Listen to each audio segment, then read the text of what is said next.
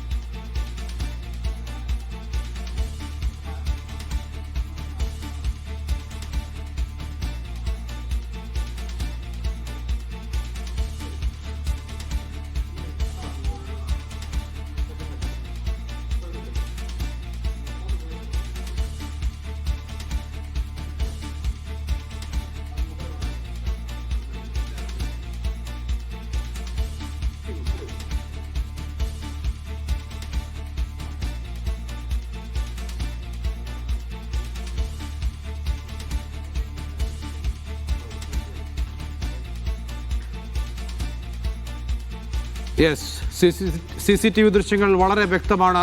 ട്രിവാൻഡ്രം ക്ലബിന്റെ ഗേറ്റിനകത്ത് നിന്ന് മണിയംപിള്ള രാജുവിന്റെ കാർ പുറത്തേക്ക് വരുന്നു.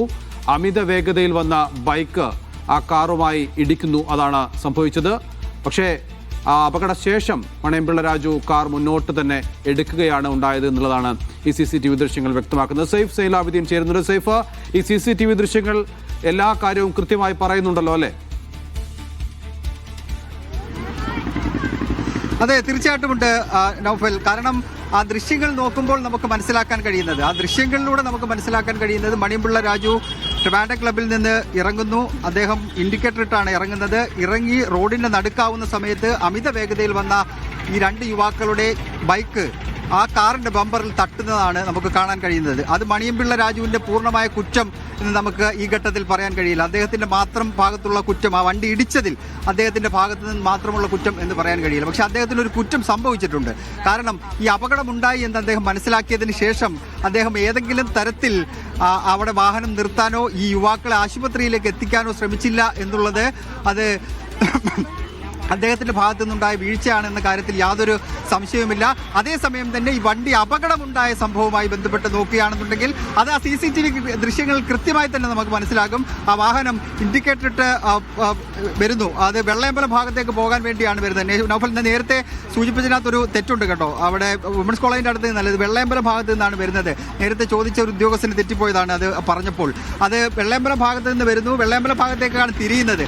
തിരിഞ്ഞ റോഡിന്റെ നടുക്കെത്തുന്ന സമയത്ത്, റോഡിന്റെ നടുക്ക് എത്തുന്ന സമയത്താണ് അമിത വേഗതയിൽ വരുന്ന ഈ ബൈക്ക് മണിയംപിള്ള രാജുവിന്റെ കാറിന്റെ ഫ്രണ്ടിൽ കൊണ്ടുവന്ന് ഇടിക്കുന്നത്.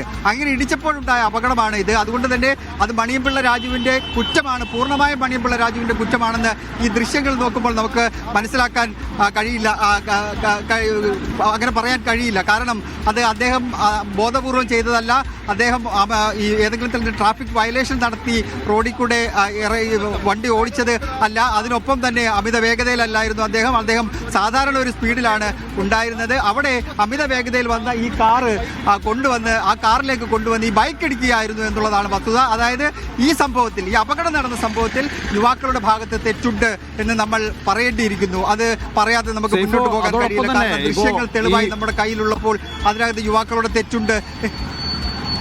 സൈഫോ, ഒരു കാര്യം കൂടി, അതായത് മണിയംപിള്ള രാജു കുറച്ചുകൂടി സൂക്ഷ്മത പാലിക്കേണ്ടിയിരുന്നു എന്നുകൂടി നമുക്ക് ആ ദൃശ്യങ്ങൾ തെളിയിക്കുന്നുണ്ട്. കാരണം ഈ ഭാഗത്തുകൂടെ അദ്ദേഹത്തിൻ്റെ ഡ്രൈവിംഗ് സീറ്റിൻ്റെ ഭാഗത്തുകൂടെ വാഹനങ്ങൾ കടന്നു വരുന്നുള്ളത് അദ്ദേഹം നോക്കണമായിരുന്നു. അദ്ദേഹം അല്പം സാവധാനമാണ് എടുക്കുന്നതെങ്കിൽ തന്നെയും അവിടെ വാഹനം വരുന്നുണ്ടല്ലോ, വാഹനം വരുന്ന റോഡിൽ വാഹനം പൂർണ്ണമായി മാറിയ ശേഷം മാത്രമേ അദ്ദേഹം മുന്നോട്ടെടുക്കാൻ പാടുണ്ടായിരുന്നുള്ളൂ.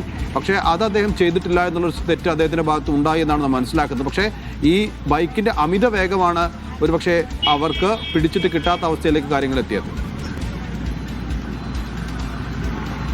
അതെ, ബൈക്കിന്റെ അമിത വേഗം ഒരു കാരണമായിട്ടുണ്ട്. അതിനൊപ്പം തന്നെ ഈ മണിയംപിള്ള രാജുവിന്റെ വാഹനം അവിടെ നിന്ന് ഇറങ്ങി വരുന്ന സമയത്ത് 3-4 വാഹനങ്ങൾ, ബൈക്ക് അതുപോലെ തന്നെ ഓട്ടോറിക്ഷ അടക്കമുള്ള വാഹനങ്ങൾ ഇതിന് മുമ്പിലൂടെ പോകുന്നുണ്ട്.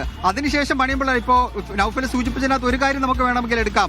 ഇങ്ങനെ വരുമ്പോൾ അവിടെ ശ്രദ്ധിക്കേണ്ടതായിരുന്നില്ലേ എന്നുള്ളൊരു ചോദ്യം നിലനിൽക്കുന്നുണ്ട്. പക്ഷേ ഈ അമിത വേഗതയിൽ വരുന്ന ഒരു വാഹനത്തെ പെട്ടെന്ന് പിടിച്ചാൽ കിട്ടുന്ന ഒരു അവസ്ഥയിൽ ആയിരുന്നിരിക്കില്ല ചിലപ്പോൾ. അതിനകത്ത് വ്യക്തത വരുത്തേണ്ടത് പോലീസാണ്, ആരുടെ ഭാഗത്താണ് തെറ്റ്. പക്ഷേ ദൃശ്യങ്ങൾ നോക്കുമ്പോൾ നമ്മൾ ഇപ്പോൾ സൂചിപ്പിച്ച പോലുള്ള കാര്യങ്ങളാണ് നമുക്ക് കാണാൻ കഴിയുന്നത്. മണിയംപിള്ള മണിയമ്പിള്ള രാജുവിന്റെ അടുത്ത് മറ്റൊരു തെറ്റുണ്ടായിട്ടുള്ളത്, സാധാരണഗതിയിൽ ഒരു വാഹനം തട്ടുകയാണെന്നുണ്ടെങ്കിൽ, നമ്മുടെ വലിയ വാഹനമാണ് തട്ടുന്നതെന്നുണ്ടെങ്കിൽ കാറ് നിർത്തി ആ യുവാക്കൾ, അപകടം പറ്റിയ ആൾക്കാരെ ആശുപത്രിയിൽ എങ്ങനെയെങ്കിലും എത്തിക്കാൻ വേണ്ടിയുള്ള ശ്രമങ്ങൾ നടത്തും. പക്ഷേ മണിയമ്പിള്ള രാജുവിന്റെ ഭാഗത്ത് നിന്ന് അതിനകത്തൊരു ഗുരുതരമായ വീഴ്ച ഉണ്ടായിട്ടുണ്ട്.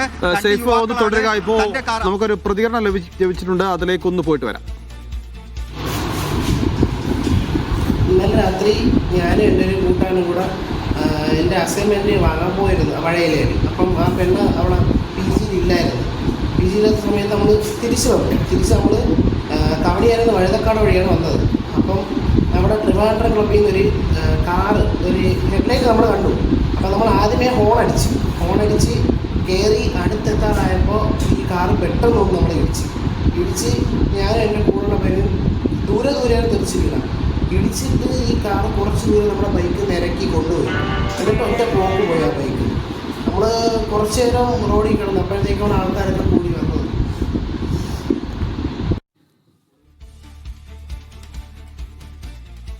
യെസ്, അപകടത്തിൽപ്പെട്ട യുവാവിൻ്റെ പ്രതികരണമാണ് നമ്മളിപ്പോൾ കണ്ടത്.